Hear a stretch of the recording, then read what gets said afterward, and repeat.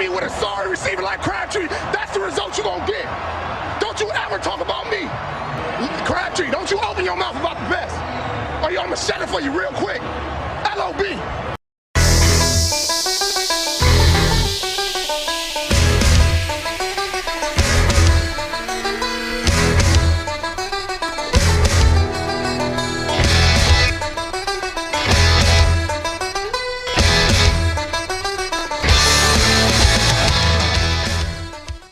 Sunday Surefire Podcast. I'm your host this week, Aaron Downtown Brown, but I got the man Weaver with me. Aaron Downtown Brown, how we doing?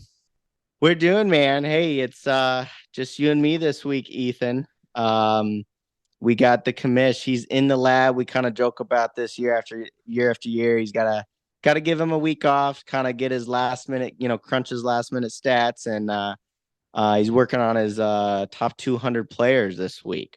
So with that, kind of with that being said, I kind of wanted to look back. This is going to be the last episode of season 2. And it occurred to me, hey, you know what? We actually missed our 100th episode. This is actually episode 108. So we were in the weeds, all off season crunching our stats. And, we took the road trip around the country, but in doing so, we actually missed our 100th episode. So I am excited to share that with you today, Ethan. How are you feeling? No, I'm feeling good about it. I mean, I'm glad to be part of the team. I know I haven't been here for obviously all 100 episodes. I've been here over the last couple months or so, but great to be part of the Sunday Surefire team, and I'm looking for another 100 episodes going forward.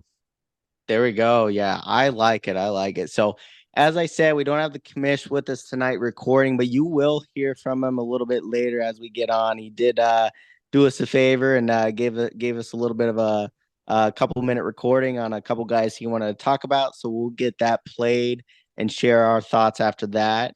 I think we have a pretty fun agenda today. As we were talking about what we wanted to do this week, last episode of season 2 before week 1 of football.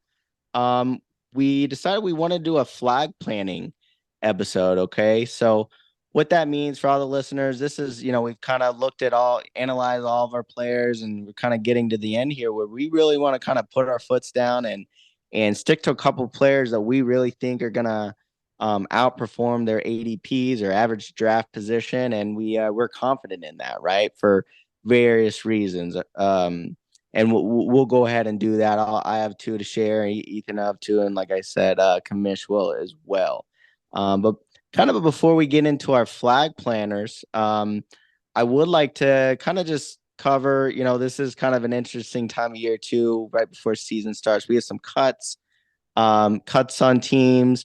A couple players we were watching as like dynasty stashes that might not make the roster. So definitely, obviously we're not going to go through all the cuts over the last week from our last recording, but keep as dynasty managers, keep track of those couple notable ones. Like I know we were talking about the Vikings situation, and Malik Davis was just also cut there, so that Dallas running back room is kind of getting more shirt up now, or maybe more cloudy. Who knows, right? But so definitely stay in tune with a little bit of activity before the season starts.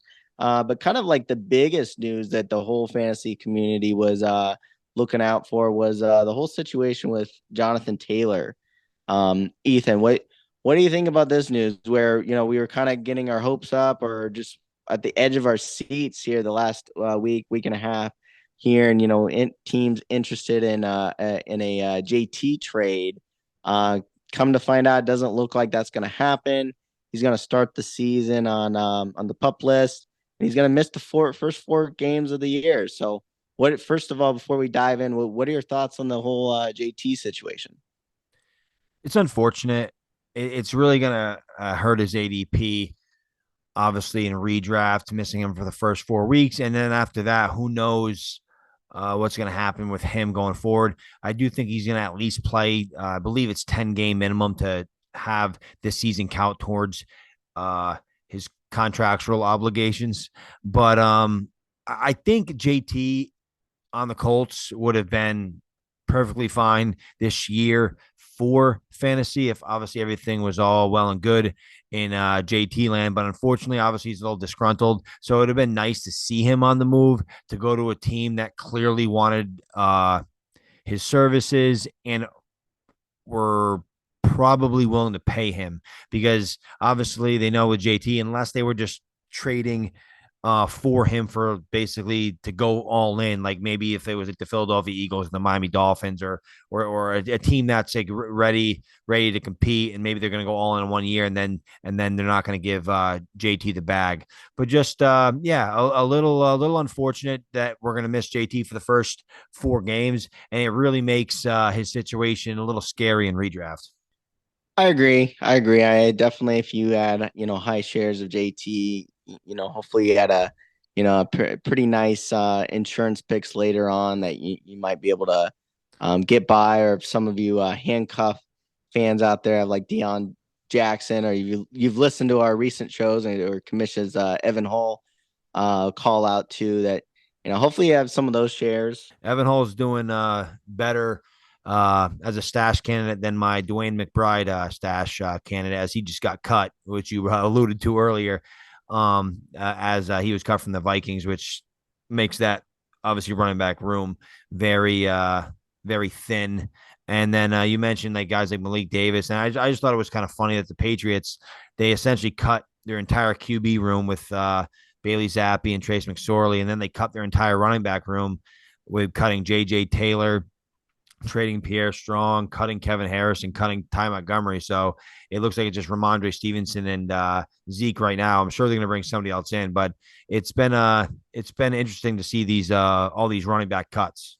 Agreed. And I mean, I'm sure you as a Patriots fan, you'll definitely keep tabs of what they're doing over there. But as we were saying, a lot of those players can end back up on the practice squad, but Yep. also other teams can sign them too, as well. So we'll see. A couple of these guys coming out of college, look great, but we never, sometimes we don't know behind the scenes where are they really catching on to the playbook or blocking schemes and stuff like that too. So who knows with some of these cuts, but doesn't necessarily mean their whole careers are over, but definitely not a good sign as year one they're getting cut. But I guess, with that being said, just quickly touching on JT, yeah, it's kind of a shame he doesn't, he doesn't get to face the Jaguars. I think Houston is in there too. So I know it's kind of mouth-watering matchups for some fantasy owners with JT. So you get them, you get a couple of them later on in the season, and hopefully he's roaring to go then. But yeah, definitely keep tabs on that and see how the season progresses with the Colts and our boy A Rich. So we called out a couple different times, and I think you'll hear a little bit more how his season will go without his star running back too. So definitely see there. But I guess with all kind of touching on the big notes there over news, we'll jump right into flag planning, right? So I mentioned these are players we're pretty comfortable in. Kind of our last minute. Hey, this is our last minute advice. These are guys that we actually really like to outperform their draft positions. If you still got redrafts, or if you may be looking to maybe trade some players or something like that, we're gonna call some of these guys out. So, Ethan, how about you take it away with the first flag plant today? Yeah, I'm going to plant my flag with David Montgomery, running back, Detroit Lions. I've talked about David Montgomery on this show a few times, and I just think his current ADP of 76, RB 31, is kind of insane at this point. Jamal Williams, who obviously was on the team last year, was RB 13, led the league in rushing touchdowns, and is, in my opinion, half the running back Dave Montgomery is. The Lions were fifth in scoring last year. They were third in rushing touchdowns with 23, and they were third in overall yards. The Lions could have easily brought back Jamal Williams And that organization was like, no, I want to bring in Dave Montgomery. And they paid him 3 years, $18 million. 11 million of that 18 is guaranteed, which is actually the 13th most guaranteed money in the league, according to Spotrac for the running back position. So they gave Dave Montgomery some decent money. And as I said, they that's the guy they chose, and he signed a pretty nice contract to go to the Lions.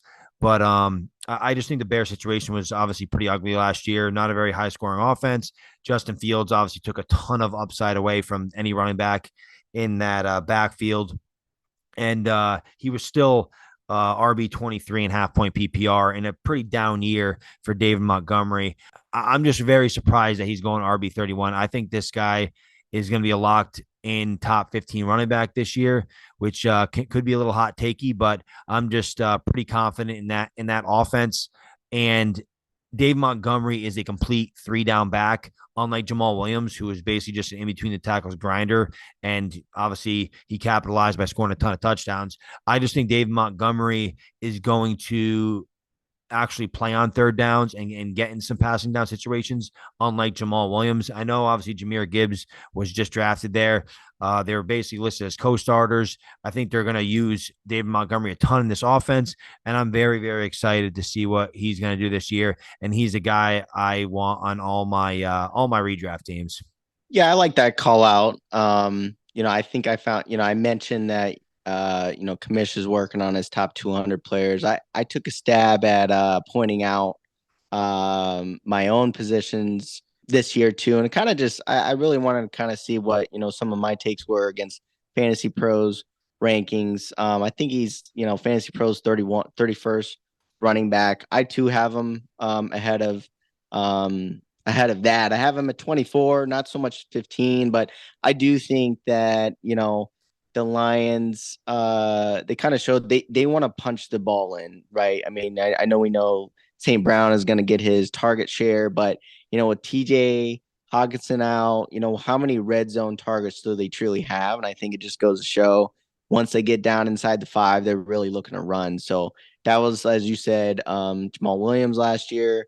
And I think Montgomery is a better back. So definitely a good call out there. He should be able to punch in a lot of scores this year.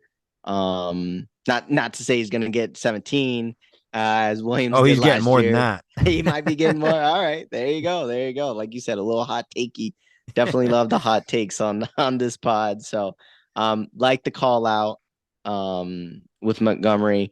I'm gonna also go with running back here, and also gonna go with the personal favorite I've had on the show, and a couple leagues that I've had as well, and that's my boy James Cook. So I know we've kind of been back and forth on our boy James over in Buffalo. He's also going, so he's going Fantasy Pros 31st running back according to their running back rankings, current rankings. I'm gonna say where I think he'll end up a little bit for later. But I'm actually gonna start with a stat from last year that I think is interesting here. So last year only 6 running backs saw 70% snap share.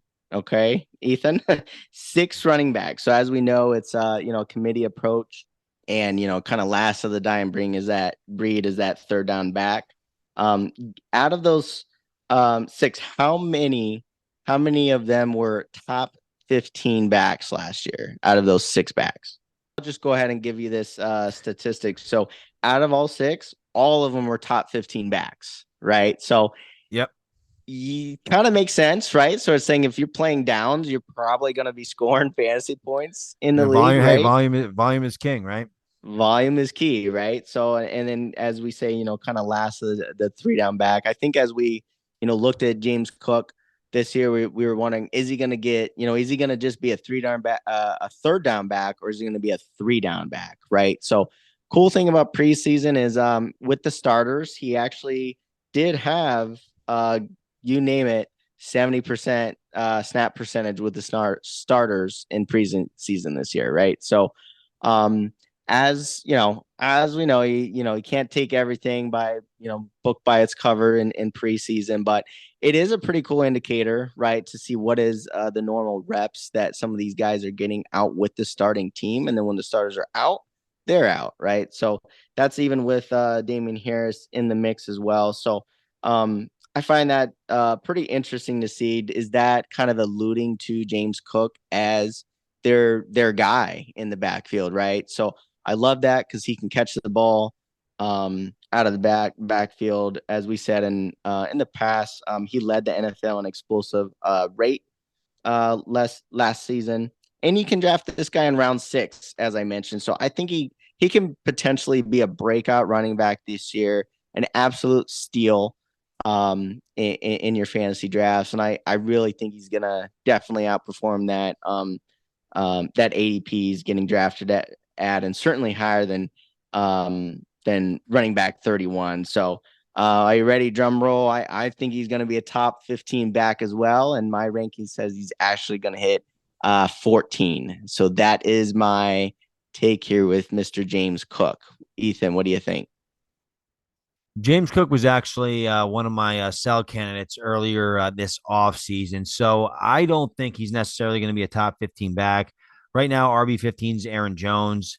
I would rather have Aaron Jones. RB 16 is Kenneth Walker. Obviously, I'm big on Zach Charbonnet, so I'm not exactly sure how much he's going to eat into Walker's workload. But I do think Walker is probably going to have a better year than James Cook. But I do see the upside in James Cook, obviously in a very good offense. If he does get a significant bump in his snap share, I can definitely see him making some noise. You mentioned backs with 70% snap shares, and they're all top 15 running backs. And as we said, volume is king. But James Cook only had a 24.4% snap share last year, which ranked number 76 amongst the position. So obviously that's going to go up. I just think it's tough for a sub 200-pound back to be a quote unquote workhorse. And I don't think they're going to use him at the goal line.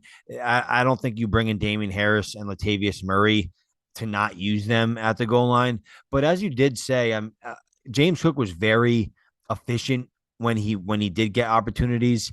He had 5.77 yards per carry.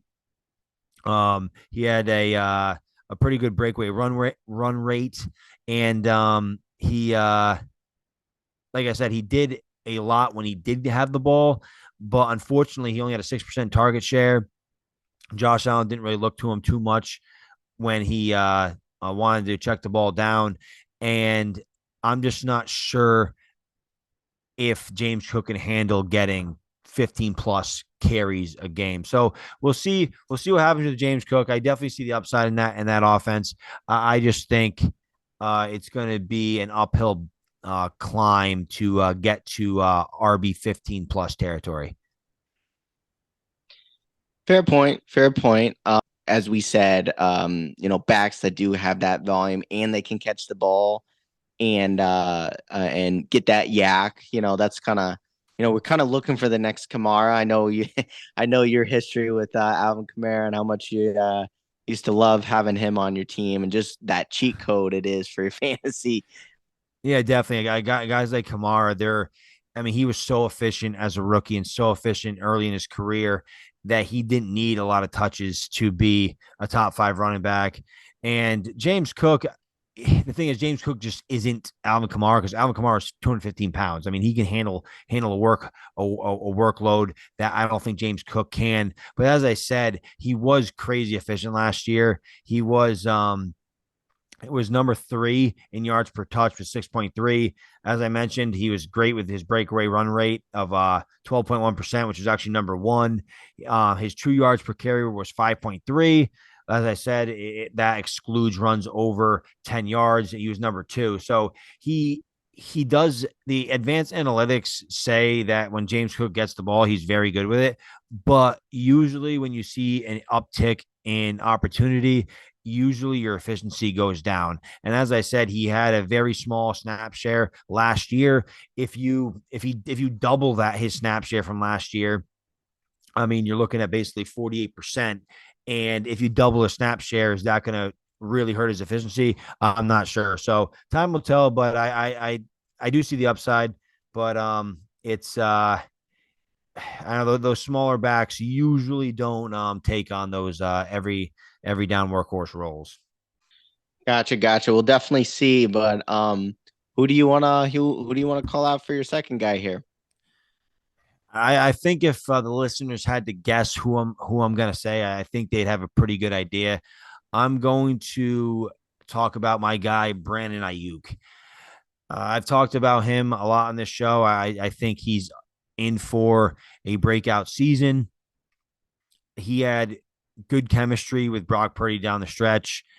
In the last 5 games with Purdy, Ayuk ranked 11th in yards per route run. He had a 71% catch rate and a 25% target share through those 5 games. And then if you include all 8 games, which would include the playoffs, he had a 23% target share, which actually led all pass catchers. And through those first 5 games, he only trailed George Kittle with target share. With Kittle had a 26% target share, and as I said, Ayuk had 25. So Ayuk obviously was heavily targeted by Brock Purdy, and he was WR 15 last year, and his ADP right now is 65, and that's wide receiver 26. So I think if you're getting him at that price, I don't see any world where he doesn't smash that. I think Brandon Ayuk is poised for a breakout. His target separation was number 3 out of all wide receivers at 2.31. The guy just has. I just think he just has it. I mean, every time he has the ball in his hands, he makes good plays. Very good after the catch, and I'm just very excited to see a full 17 game workload with Brock Purdy at the helm. And I think there's big things in store for my guy, Brandon Ayuk. What do you think? Yeah, Brandon Ayuk is a guy, I know we've definitely talked him up a lot of different times. I know you and Kamish have liked him. I've liked him in my past too. I think I've always said like I want him just so I can trade him because I know how much all of you guys like him as well. Um, I do think with Purdy at the helm, I do think the ball could be more evenly distributed, more to kind of what we see around the league. I think what in the past what had me worry is, if Trey Lance was ever going to have that role, I think the options are more limited. Where it might be Debo as a first look, check down a CMC or run the ball, right, and then kind of Ayuk gets forgotten. But I think with Purdy being kind of more of a pocket passer, I do think those looks get more evenly spread out. Ayuk does have to compete a little bit with Kettle. That Kettle does get a lot of looks in the red zone. I know he was up there in the league with leading with red zone target percentage. So definitely a lot of weapons in San Francisco. So I know we've talked about that as who kind of outperforms who. I think Debo is kind of due for a bounce back year too, but I think that San Francisco team is just really good. So I think in fantasy, usually what wins is if you got pieces with on teams that are good and they win the game. If they win, usually they win for a reason. That's because they're usually scoring, right? So I don't think it's a bad call out. But obviously, as always, is my call out is they have kind of just embarrassment of riches over there. They're kind of turning into in the rushing and receiving game. So any comments on that before I go to my next guy? Yeah, I agree that they do have there is a lot of target competition and in San Francisco. I know last year obviously McCaffrey wasn't there all year, and Debo was hurt, and due to that, Ayuk actually led the team in catches, targets, and receiving yards. And I mean, obviously, Ayuk went over 1,000 yards last year, which was great for him. And I just see him building on this. I think the chemistry and rapport that he did build with Purdy, I think is going to transition into this year. And Ayuk had a very, very tough start to last year. Shanahan was talking about Ayuk during camp, and they just said in the beginning of last year, he just didn't have the consistency of a starting receiver, and he had to work through that. And he eventually proved himself throughout the year, and he ended the year very strong. And they basically said he picked up right where he left off from last year, and he's had a good of camp as anyone, and he's been a huge leader on the San Francisco 49ers team. So I do expect a jump in year 4. And like, as I said, I expect big things, but I do understand the hesitation by some due to the target competition that you alluded to. Yeah, I mean, a call out there is like even if he replicates last year, going over 1,000 yards is not. I mean, that's still a milestone that a lot of us look for. So even if he has the exact stats as last year, it's still a successful season. Obviously, we want those top 10 finishes, but yeah, I mean, he definitely is as a ascending player. Yeah, could it be that they did have the injuries? Debo was injured. Kittle has his kind of yearly injuries as well, so like he was kind of forced to step up, and it would just be nice to see him just be that continual leader, not just that situational one, right? So this is kind of his year to see like is he kind of, we a lot of fantasy managers put a lot of faith in T. Higgins and Jamar Chase every year. Will that be a Debo Ayuk thing? Definitely with having Kittle and CMC, we'll definitely see what that Shanahan offense will do. But kind of enough with Ayuk there. Like I said, good call out. My next guy is a guy I found myself having a lot of shares in, right? So I found myself taking a stab at this guy, even higher than what draft position I was at. That's just because I think one, he's a safe player, and I think he's gonna outperform where he's get drafting at, right? So that's why I'm gonna bring this guy up, and that's Amari Cooper. Okay, so Amari is wide receiver 18 according to Fantasy Pros. You can get him in round 4 in your fantasy drafts. He was actually wide receiver number 9 last year in half point PPR, and that is without a Watson all year. That was with Jacoby Brissett at the helm, right? So obviously Amari Cooper does get a full season of Watson. But kind of before I get into that, he is going behind Calvin Ridley, Debo Samuel as another piece from that San Francisco offense too. And I think what I keep coming to conclude is in my drafts is like I guess I just bring it up a lot is I like those consistent points. And I think if you're an alpha on your team where yes, they got more that was moved over to Cleveland, but besides Cooper and Chubb, like that's really the main weapons over there in Cleveland, like the elite weapons, right? So I really like that comparing to Ridley. He's got competition with Christian Kirk, Debo. You just brought Ayuk, and we could talk about Kittle and CMC. So for me, I usually don't. This year I don't mind taking a stab, getting getting a guy behind those players in Amari Cooper. And that to me that I like going with that safe option sometimes in those early rounds or who I can get those consistent points from. And then I did mention Deshaun Watson. Kind of looking at going back as we know how he started his career 2017 to 2020. He did give us 4 straight top wide receiver top 7 wide receiver seasons, right? Having Hopkins, and then the year where my boy Will Fuller got suspended. If you kind of look at his statistics with Brandon Cooks kind of taking up the scraps, definitely that number 1 option for Watson is always put up fantasy points. So I really like that with Amari Cooper. Is still looked at as one of the best pure route runners in the league, and I think he's in for another good year. So, Ethan, what do you think about Amari? I agree. I think Amari Cooper's in for another good year.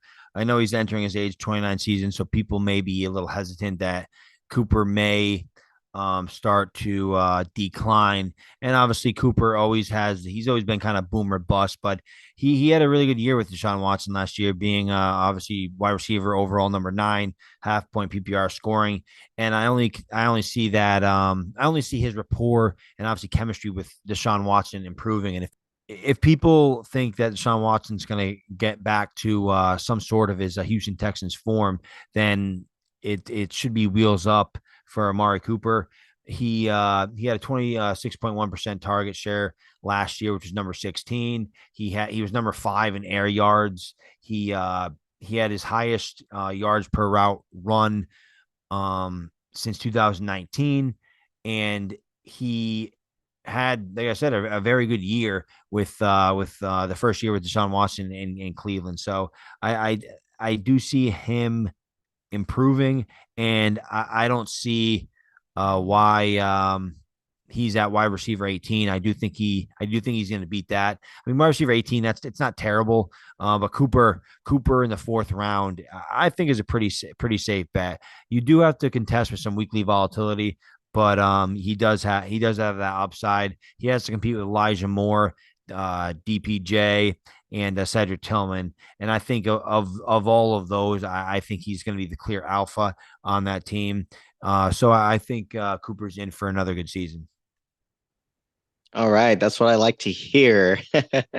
All right, so kind of went through our guys here. I didn't mention in the intro that we are going to hear from Kamish. So I'm going to go ahead and insert his guys here, and we'll give it a listen, and then we'll see what we think here. What is up, Sunday Surefire faithful? It's your boy, the Kamish, here to give you 2 players that I am firmly planting my flag on this season who will lead you to fantasy success in 2023. Number 1, we have Mr. Positive TD regression himself, Diontae Johnson of the Pittsburgh Steelers, currently going off the board, ADP 79 overall, good for WR 33 off the board. As we know, Diontae Johnson caught 0 touchdown passes last season, but here's why that won't happen again in 2023. The retention of Matt Canada as offensive coordinator can't be understated as just how big of a win it is for Johnson entering this season. In Canada's 2 years as offensive coordinator, Johnson is number 5 overall in the NFL in targets among wide receivers, with a whopping 316 footballs flying his way between 2021 and 2022. As for what's around him in Pittsburgh, the team didn't add a single wide receiver in the draft or free agency, and their only quote-unquote addition to the wide receiver room was swapping late-round picks for a washed version of Allen Robinson. But let's talk about Johnson's primary competition for targets entering 2023, that of course being George Pickens and tight end Pat Freiermuth. That trio of skill players shared the field for 16 games last season. In those games, Johnson saw 2.5 targets more per game than Freiermuth and almost 4 targets per game more than George Pickens. Everything is pointing to a big-time bounce back for number 18 in black and gold, and I'm buying the dip on Diontae Johnson and saying confidently that he'll finish as a top 15 wide receiver this season. My next player is Anthony Richardson, quarterback, Indianapolis Colts. Coming off the board, ADP 107 overall, good for quarterback 15. No surprise here, as I spent much of the last 3 months talking about how much fantasy appeal the dual-threat quarterback possesses. While your league mates may be scared to draft a rookie signal caller, you shouldn't be.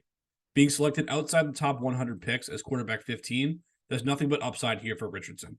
But let's dive into the player a little bit. Let's start with his college career. If you factor out sacks being counted against his rushing total, which is the manner in which the NFL counts those stats, he ran for 756 rushing yards in 2022 to go along with 9 scores on the ground at Florida last season, also chipping in 17 passing touchdowns in 12 games played as a starter.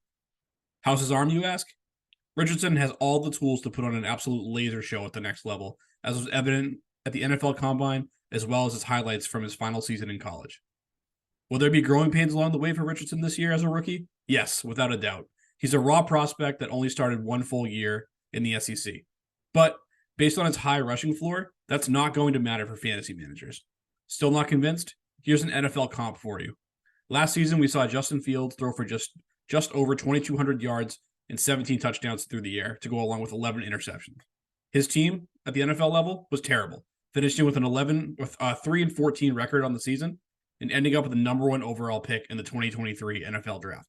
But how was Fields for fantasy? He was a freaking rock star, finishing QB7 overall despite missing 2 weeks, and he returned 18 or more fantasy points in 9 of his final 10 games he played to close out the 2022 campaign. And the best part on Richardson, going outside the top 100 picks, like I said, all you're getting is upside with this player.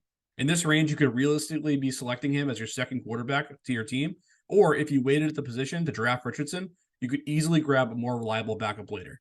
And if A-Rich really doesn't pan out, you could just move on and stream the position like fantasy managers have for decades in the game. In short, Anthony Richardson is just too tantalizing for me to pass up, and I'm confident he finishes as a top 10 scoring quarterback in 2023. And of course, I can't wait to hear what my guys Aaron Downtown Brown and Ethan Weaver have to say about all that. All right. So we're back here. Just heard from Kamish. Like I said, he's been in the lab all week, and we heard his guys with Deontay Johnson and Anthony Richardson. So, Ethan, what do you think about Kamish's call outs? I like his call outs. I really like the Deontay Johnson call out. We all say targets are earned, and if Deontay Johnson is getting as many targets as he is, he's earning them. He's doing the requisite work to get those, and I think he's in for a big year. I think he's definitely going to be a top 15 receiver this year. He's definitely going to have some positive TD regression, as the commish pointed out. And at wide receiver 33, I just think that's an absolute steal. I think he's going to be the clear alpha in this offense. I know people are excited about George Pickens, but I just think Deontay Johnson is the go-to guy for Kenny Pickett. So I'm very excited about Deontay Johnson, and I'm kind of very excited about the Pittsburgh Steelers offense. I know it's only preseason, but I feel like every time Kenny Pickett and that starting offense went out there, it was just so efficient. Boom, boom, boom, touchdown. And Kenny Pickett, he's been very impressive in preseason. I know it's only preseason, but if I was going to do a pretty bold hot take, I would say Kenny Pickett finishes as a top 12 QB. I know it's not very realistic, but I mean, with his weapons, I mean, we all think Deontay Johnson's gonna have a good year. George Pickens, Pat Freiermuth is a top 8 tight end. Kevin Harris and Jalen Warren are gonna have good years and have a great running game. And Kenny Pickett's steering the ship. So if everyone around him is gonna have a good year, I would assume Kenny Pickett's gonna have one too. And just watching his ball placement and the way he's been leading the offense in preseason, if he can continue that in the regular season, I think it's wheels up for that Pittsburgh Steelers offense. And then just to touch quickly on Anthony Richardson, I do agree that he has all the upside in the world. I'm not sure if I see him as a top 10 quarterback this year. I know Kamish is very, very confident in him. I know he mentioned in episode or two ago that he'd take A-Rich over Tua, Daniel Jones. And I'm not sure if I'm there yet, just because I'm pretty high on Daniel Jones, and I think Tua has just immense upside with Jalen Waddle and Tyreek Hill on that offense. All he does, he just has to get them the ball and just watch. And he can have massive weeks doing very little work. But I just think with a guy like Anthony Richardson, he's a pretty safe floor. I know we compared him to Justin Fields, who was obviously a top 10 quarterback last year with not a lot of yards passing the football or a lot of passing touchdowns. And Justin Fields was a fantasy monster. And I definitely think Anthony Richardson can take that playbook and definitely be a top 10 quarterback. I'm just not sure how ready he is to do that. Justin Fields, I think, was much more prepared coming out of Ohio State, just in terms of his experience actually playing, than Anthony Richardson, where Anthony Richardson, I believe, only had 13 starts at Florida. So we'll see what he can do, but I'm definitely excited to see live real game action with Anthony Richardson at the helm. Yeah, definitely can't disagree there. Over just excited to see that guy play, right? So I'm going to touch real quick on Deontay. I think we're in a lockstep agreement. All three of us do like Deontay this year, especially where you can get him. Targets are key. That's really the indicator I really like looking at. I mean, touchdowns Touchdowns you usually can't forecast too well, year to year, and especially coming off a year we had zero, right? There's definitely the upside there, as Kamish pointed out. So, like that call out with Deontay. With Anthony Richardson, it is interesting. I mentioned earlier, I attempted to point these guys out, just kind of forecast, how I think they're going to do. I played around with a couple of Anthony Richardson stats and definitely wanted to make sure, I wanted to give him a ceiling with rushing. I wanted to make sure I gave him over 1,000 yards rushing, and at least 6 to 7 touchdowns. Passing is where, that's what we're all interested in too, is like how well will he do in the game, passing the ball. I conservatively said he was going to throw 14 touchdowns, kind of putting him in that Daniel Jones range of in the passing game of last year, with him only throwing 15. Definitely think that is a pretty nice conservative guess on the passing game, and then actually throwing sub 3,000 yards. So it is interesting when you throw all those stats in there. He that is still on 300-point mark that I call out quite a bit. So it's really, if I'm wrong over touchdowns and there's more touchdown upside where he can get more than 6 touchdowns, that's really where Daniel Jones strived last year. He actually had 9, right? And with 6-point rushing touchdowns, I can really sway, where they end up in the year, and those week to week stats. So if he can score more and score more on the ground, definitely can climb up those ranks. But last year is interesting. It was one of the lowest scoring years in the NFL in the last 12 years. So points were down, and I think we did see that in QB points last year. So definitely, we'll say if all 32 quarterbacks are healthy, I am very interested to see where Rich ends up. But I still want to see what he's got, right? So if you got a lot of shares on him in Dynasty, that more power to you. But I'm still a little conservative in the redraft world with them. But that's my take there. Ethan, any comments there before we move on? Yeah, in the redraft sense, I do agree with the commish where you don't have to take him early enough where you're really hurting your redraft roster. And if he does pan out, it's an absolute steal. So I know I've mentioned this a few times on these shows. Like when Lamar Jackson came into his sophomore year when he was starting, I drafted him late and he was the QB1, and I won leagues because of that. And Anthony Richardson kind of fits that similar mold where you can get him at QB 15 right now outside the top 100 picks. And if he does pan out, you're gonna be tough to beat. So I definitely like the upside, and I think it is very very tantalizing. Tantalizing, love it. Love to bring that up here in the late episodes of season 2. I think that's our I think season 2 was just tantalizing in general. If I had to sum this year for Sunday Yes, Surefire, but definitely a tantalizing year. Yeah, we'll see with some of our guys, some of our takes. I think I did hear a little hot take in there with you, Ethan. You threw a little Kenny Pickett action our way. Do you want to hold to that hot take of top 12 QB this year with Kenny?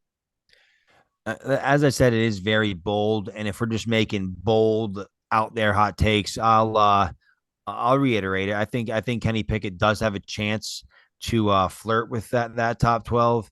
And I think he has the weapons to do so. He has rushing upside, and I just was very impressed with him thus far in preseason. And I'm actually pretty excited to see what he puts on tape this year, just because I have a share of him in one of my dynasty leagues. I draft him at the 112 in one of my rookie drafts, and obviously that year Kenny Pickett was kind of an afterthought sometimes in rookie drafts. People just didn't want him, and I think he's in a good situation. So I would like to see him take a step up. And everything I'm seeing so far, it has been very impressive, and I'm excited to see what he can do. All right, I like it. Yeah, hopefully Kenny starts slinging it around. slinging it around this year. Definitely want to see more point scoring, right? So I definitely just want to see more touchdowns, and I think we all like that in fantasy. Makes our matchups more exciting at the least, right? So I guess I won't stay out of this too. I'll go ahead and throw out a bold hot take. I'm gonna stick with my player I brought up earlier with James Cook. I snuck in. I think he's gonna be a running back 14, and I'm gonna stick with that. All right. So as I mentioned, he's running back 31. I think he ends up 14. That's a top 15 running back right there for you. And I think to get there, I think he's going to get over 400 receiving yards. And I statted him out over actually at 880, and if we want to throw in a little prop bet, his over rushing yards for the year is over 675 rushing yards. So just having a little fun with this hot take. Definitely going to throw a little money on that and take the over on 675 yards. Kind of put my money where my mouth is there. So that's going to be my hot take in James Cook there, Ethan. Yeah, bold hot takes are great. Just don't go back and listen to this after the year when we're completely wrong. Yeah, that's it's the gonna fun sound terrible. Right? That's where the fun is. That's definitely where the fun is. But hey, Yeah, that kind of wraps right? up. What's that? Said who wants to be right? Right. Well, it makes it so much more fun to say "I told you so," which is it's actually a good segue into opening week where we're bringing back our daily fantasy show. Where it's funny, we usually start up every episode with "I told you so." So I would love to say "I told you so" at the end of the year and throughout the year in daily fantasy using throwing James Cook in my lineup. But definitely, for some of you listeners who's tuned into us here in season 2 and in the off season with some of our heavy fantasy content, definitely make sure you continue to listen to us during the season. We're going to bring back our daily fantasy show where we definitely want to keep we want to win everybody money with our advice, right? Where we kind of take pride of our I think last year our cumulative point scored is over 130 points between me, Kamish, and Captain Carmen back in the day. So we want to kind of beat those stats here with you, Ethan, with being our newcomer to the show. So definitely want to raise the heights there and win everybody money. I'll But do my best. we're all what's that now? I said I'll do my best. Definitely. I think we're on to something. We got a great formula, how we like to run every show, run every lineup, and kind of take good pride in what advice we give out week to week. Obviously, we can't win them all, but I think on average, 130 plus points a week is not too shabby there. But it won't stop at DFS. I think we got a good thing going with our fantasy advice. We'll keep that going. Anytime we can get a bonus or a second episode in the week, we'll bring that to you and try to bring all the fantasy advice we can give throughout the season. And then also with that being said, and I was kind of joking with Kamish, working in the lab right now. He's working on that top 200 players. The only special thing about that is some of our content now is going to be posted in our new Discord that we created this year. So that's very exciting. We want to kind of reward some of our private following with little extra material that we'll only share on Discord. So make sure that you're following us on all of our socials, and we'll send out that link to kind of join that Discord. But definitely some nice juicy hot takes we'll throw in there, the top 200s, some of my new position rankings that I've been working with that I've kind of showed on this episode here, kind of use here and there. But definitely be on the lookout for that. But until next week, Ethan, are you ready for week 1? I'm pumped for week 1. I mean, we're a little over a week away, and football is going to be real pretty soon here. So couldn't be more excited. That's right. It's going to be real. But until that time, peace.